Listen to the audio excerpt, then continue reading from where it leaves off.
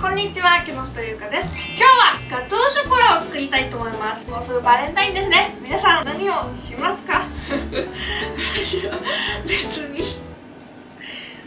何笑ってるんでしょうね。お菓子作りってね、私好きなんですよ。料理と違ったお菓子はさ、分量通りレシピ通り作れば絶対うまくいきますからね。じゃあ作っていきたいと思います。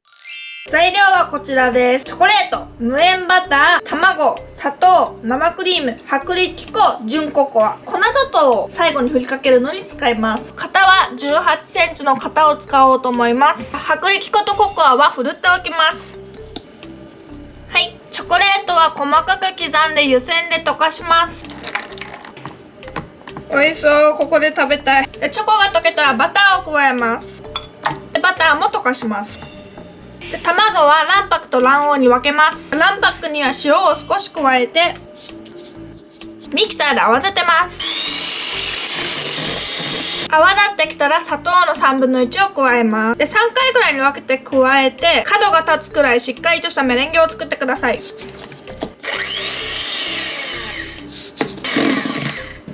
こんな感じでいいと思います。別のボウルに卵黄を入れて白っぽくマヨネーズみたいな感じになるまで混ぜます。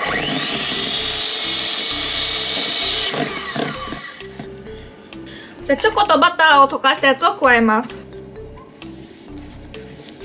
そこにふるっておいたココアと薄力粉を加えます。で練らないようにさっくりと混ぜ合わせてください。で粉が見えなくなったらさっきのメレンゲの3分の1を加えます。でこれもね、メレンゲの泡を潰さないようにさっくりと混ぜ合わせてください。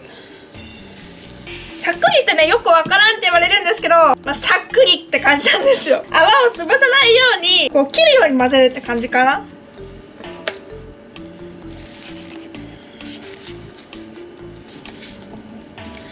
はい、混ざりました。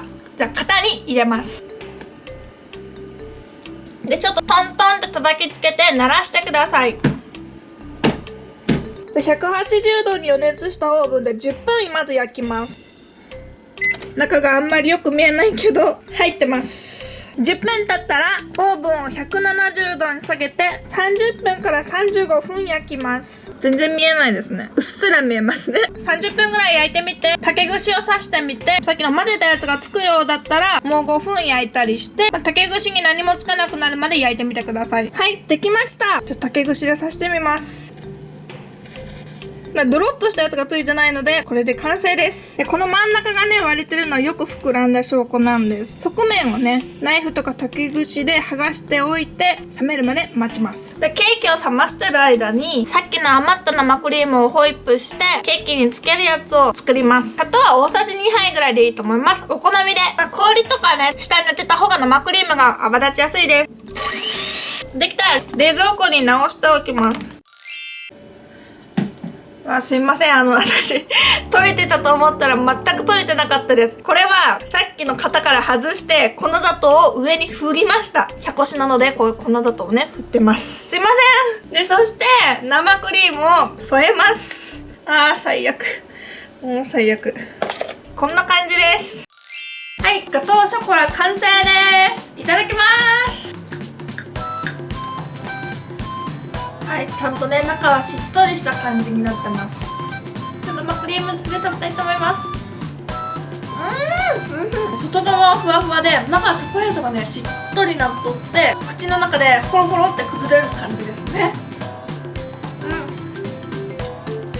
生クリームはねこってりなのがあんまり好きじゃない人はガトーショコラがね結構ねチョコレートたっぷり入っててこってりしとんで砂糖なしでもいいかもしれないですね。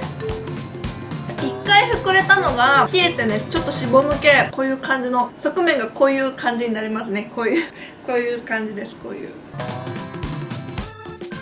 マフィン型とかにね入れて焼けばちっちゃい感じのガトーショコラができてプレゼントしやすいですね。最後の一口いただきます。